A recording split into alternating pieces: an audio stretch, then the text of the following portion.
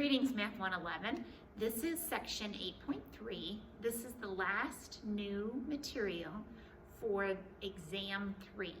So we're kind of getting in the home stretch, and this allows us to actually take some ideas back from chapter 6 and apply them in light of chapter 8 and the estimating that we've been doing. So this we actually use a proportion.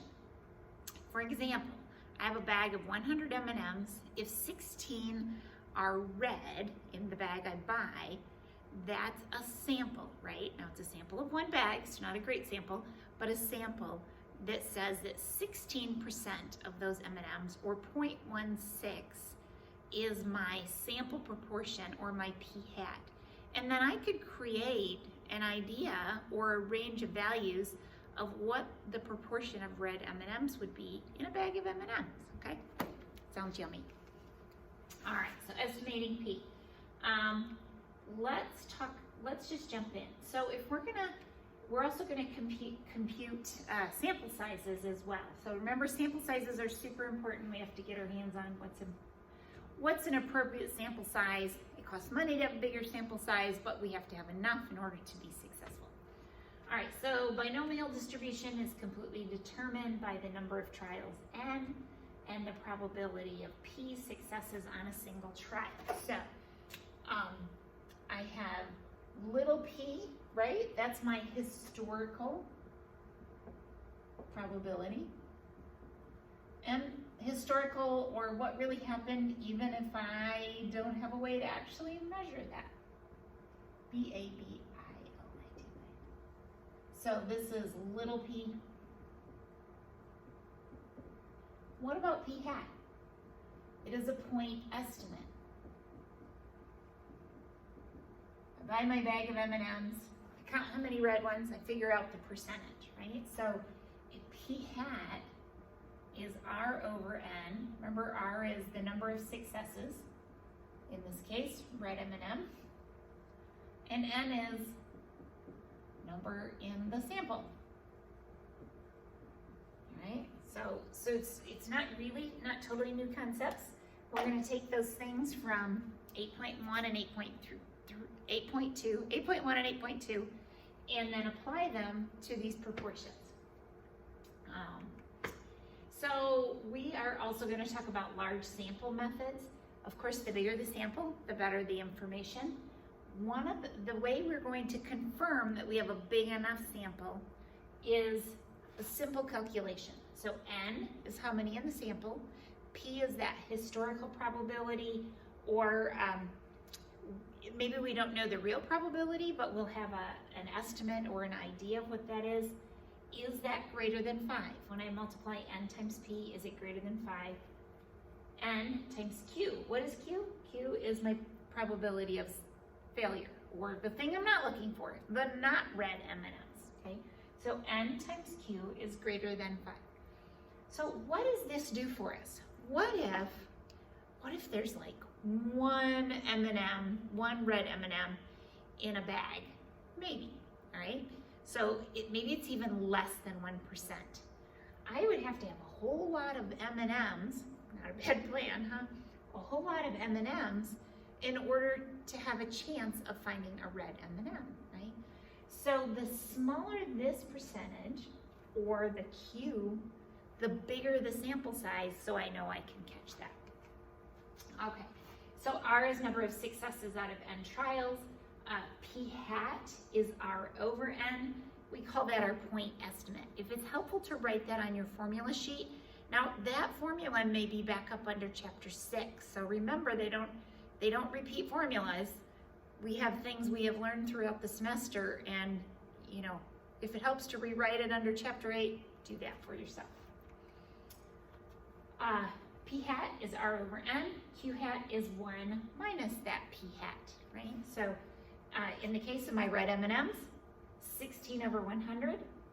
Q would be 1 minus 16 over 100, or 1 minus 0.16. So that would be 0.84. So, all right, let's keep going. So mu sub P is equal to P, right? We learned that a while ago. And the standard error, sigma sub P hat, is equal to the square root of P times Q over N. So that's our population standard deviation. Now, the tricky part, not necessarily tricky. In section 8.3, the formulas do look a little bit different than what we saw in 8.1 and 8.2. So just know we're now dealing with proportions. We're not dealing with like raw numbers or values. Since the distribution of P hat, which is equal to R over N, is approximately a normal, we can use the features of the standard normal distribution. So back to the Z chart, okay? We'll be using our Z chart today. And that Z sub C is the number such that the area is equal to that. Remember that center of the curve thing. Okay, my error formula, let's just jump down here, is equal to Z sub C times the square root of P times Q divided by N. So remember, this whole piece has to be inside the radical. On your calculator, normally when you hit the square root button, a parenthesis shows you need to put in P times Q divided by N before you close that parenthesis. So just keep that in mind as you're doing your calculator work. So the error is Z sub C. Remember, we looked that up on the bottom left-hand corner of our Z chart, divided by the square root of P times Q over N. I am gonna jump through that. Let's just jump down here. So here is very similar. It's P hat minus my error is less than P. P hat plus my error is greater than P. All right, so if I wanna find my real life probability and my little p, I'm gonna start with P hat, which is an estimate, right? Just like X bar is an estimate of mu, okay? So same logic applies. P hat minus my error is less than P. P hat plus my error is greater than C. And that makes up that interval. We'll see it a little bit more concisely here. Let me just jump into an example since we've gone through those formulas nicely. All right, so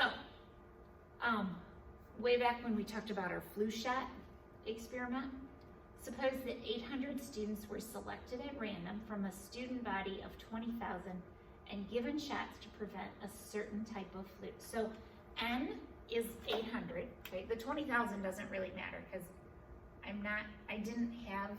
don't have information on 20,000. I just have information on 800. And that's how many got the flu shot. They were all exposed to the flu and 600 of them did not. So we're gonna say R is equal to 600. We're gonna define success as did not get the flu.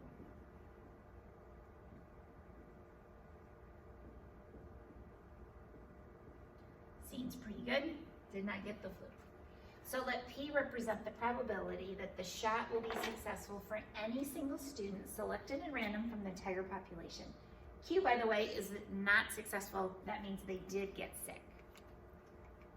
So N, my N is 800, and R is the number of successes. Oops, I went too fast. Oh, we already answered that. What is the point estimates for P and Q? Well, P hat is 600 over 800, that's 0.75. And then Q is simply 1 minus that P hat, so 1 minus 0.75 is 0.25. It would seem that the number of trials is large enough to justify it, but because 800 seems like a lot, but is it? Let's check. So again, I'm checking N times P, so N is 800 times 0.75. That's equal to 600. Oh yes, that's way bigger than 5. And circle the and. Both of these things have to be true. Not one or the other, but both N times P and N times Q. Both have to be greater than 5. So N times Q, N is 800, Q is 0.25. When I multiply them, I get 200. Sure enough, that's greater than 5. So we're doing good. We can use this process and it's justified. So what we want is a 99% confidence interval for P. So I go to my handy dandy little Z chart. Let's do that. Let's pull that up just for a second here.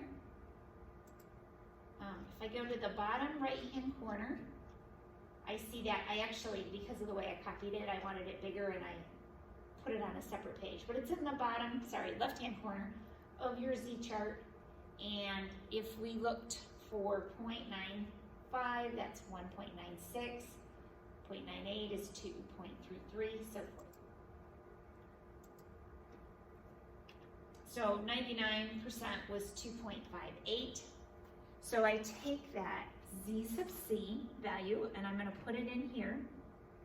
So 2.58 times P, what was P? It was 0.75. Now, sometimes you'll see the formula written as 1 minus P hat, and sometimes you'll see Q hat. Whatever makes sense to you. Now, I would probably, in my head, do the math because I can do 1 minus 0.75 fine. If it's 1 minus 0.056213, I just might write it as 1 minus P hat, okay? Don't round in the middle of the problem, though. These are nice round numbers. I didn't have to round, they came out evenly, that was simple. But don't round in the middle of the problem. Okay? So 2.58 times the square root, again, all in one big parentheses, 0.75 times 0.25 divided by 800, close the parentheses. So I find that my error is 0.0395. That's a very small number, okay? And now rounding becomes an even bigger issue. Because we're finding a point estimate for P is a probability, right? It's gonna be between 0 and 1. None of these errors are gonna be very big. They're all gonna be very small because we're looking for a range of values of something between 0 and 1. So this error is gonna be small. Expect a small number. If you come up with something bigger than, I don't know, certainly bigger than 1, that's too big, or negative, then you got a problem if it's negative.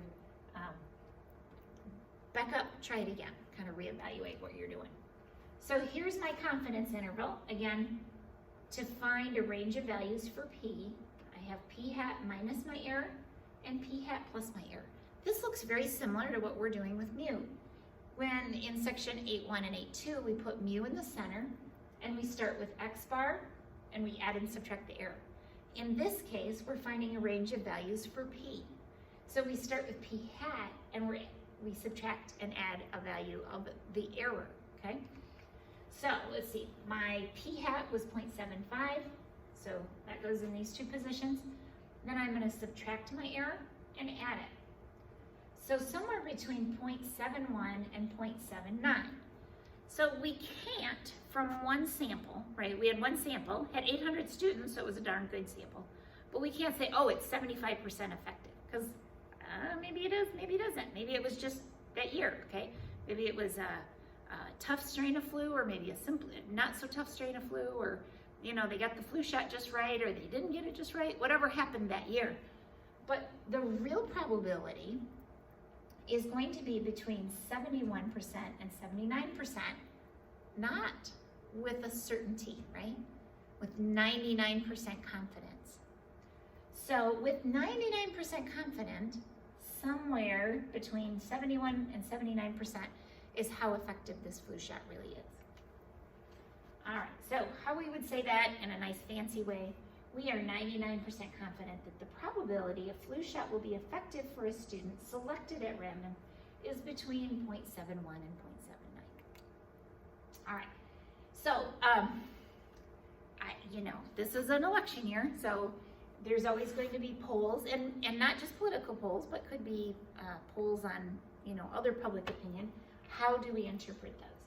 So newspapers frequently report the results of an opinion poll. In articles that give more information, a statement about the margin of error accompanies, and it needs to accompanying it, by the way. If they don't give a margin of error, they're trying to hide information. Let me just tell you that, okay? So there should be some sort of confidence interval. So when a poll states the results of a survey, the proportion reported to respond in the designated manner is P hat, right? Because it's a sample.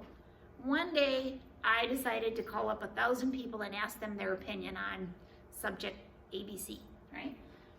That is a sample. And the margin of error, it depends on how accurate I was. It depends on how big the sample was. It depends on how small the actual proportion and P hat and Q hat, how much they are. That's how accurate I'm going to be. Okay? So we're going to take the P hat. So it's really the same formula. P hat minus the margin of error is less than P. P hat plus the error is going to be. So it's same concepts, just a little different word. Now, how do I know how big of a sample size? There's two formulas you're going to find on your formula sheet. One is if I have some sort of preliminary estimate, and one is if I don't know anything, and I'm just going to take a sample, and I'm going to hope that I'm accurate enough, okay? So this is one of these where we have some funny rounding rules, so stay with me about rounding. And the boss said, don't be more out of whack than this, okay? So hang with me. So suppose you want to specify the maximum margin of error in advance for a confidence level of P at a given confidence level. So let's say the boss says you have to be 95% confident and you can't be off by more than 1/2 pound. Maybe we're evaluating, I don't know, the weight of an elephant, I don't know. So you have to be within a certain parameter. And we want to know how many I have to sample, okay? Because remember, it costs money to go weigh people or measure people or ask their questions, or maybe it's just to travel to the elephant to put them on the scale and you have to reset the scale, whatever, okay? So you got to spend money in order to have a bigger sample size. So here are my two formulas. The first one is if I have a preliminary estimate for P. So maybe there's been studies before and I found out my proportion of elephants that have, I don't know, particular birth defect. So I take whatever that proportion is. So P times 1 minus P. Remember that could also be called Q. So P times Q, Z sub C over the error, I have to square it. Now, all I did is took my formula for error and I reorganized it so that N is by itself. So this isn't actually a new formula, but we reorganized it. Don't forget the squared sign. Don't forget that. If I have no preliminary information, now this is a new formula. However, it's almost as if we say P times P hat is equal to 1/4. That's what we come up with. We say 1/4 times Z sub C over the error squared. That's if I have no preliminary information. All right, let's jump in. So a company is in the business of selling wholesale popcorn to a grocery store. The company buys directly from farmers. A buyer for the company is examining a large amount of corn from a certain farmer. Before the purchase is made, the buyer wants to estimate P, the probability that a kernel will pop. Okay, that'd be a good thing. If I buy popcorn, I want it out the pot, right? Suppose a random sample of N kernels is taken and R of these pop. So we take a random sample, there's N kernels in it, and R of them pop. The buyer wants to be 95% sure that the point estimate P hat equals R over N, right? That's how we get P hat. For P will be in an error either way by less than 0.01. So that's my error, okay? So error, we've calculated that, but we want it to be less than or equal to 0.01. So pretty small. Remember, these are proportions, these are probabilities, so they're gonna be pretty small. If no preliminary study is made, how big of a sample? Let's see, they said 95% sure, so that's 1.96. And when I put those values in, so here's my formula, N equals 1/4 Z sub C over the error. So 1/4 of 1.96, that's my error, okay? Normally I calculate error, okay? In this case, I'm calculating N. So I'm given an error. The boss said you can't be any more in error or off of the actual value. You can't be off more than 0.01, okay? So when I do this calculation, remember this part is squared. I do this calculation, I come up with 9,604. Now, this is one where you always round up, okay? It doesn't matter what the decimal value is, always round up because bigger sample is better, right? And in order to meet the boss's demands of, let's see, it was 95% confidence and an error of not more than 0.01, I have to have a big enough sample size. So you never round down with sample size. So let me just make a comment.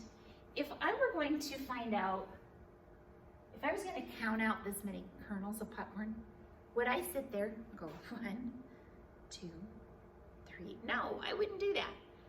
I would take, I don't know, some sort of good measuring device. Okay, maybe it's a quart, and I would, or maybe a cup. Cup is a better size. And I would find out how many, I would count how many are in that cup, and I would weigh them. And I might take several samples to find out how much does, you know, maybe 50 kernels of popcorn, how much does that weigh, okay? So I would take several samples, find out how much they weighed, and then I would scoop out whatever that weight is that matched 9,604. I might just round up to 10,000, right? That would even be a better sample, because popcorn is little. Okay, so what if we had a preliminary sample and it said that about 86% will pop? So we use the first formula that says N equals P times 1 minus P. Remember, we were given a preliminary information that said that's 0.86, so then 1 minus 0.86, Z sub C over the error, and then I'm going to square it. Okay, again, don't forget to square it.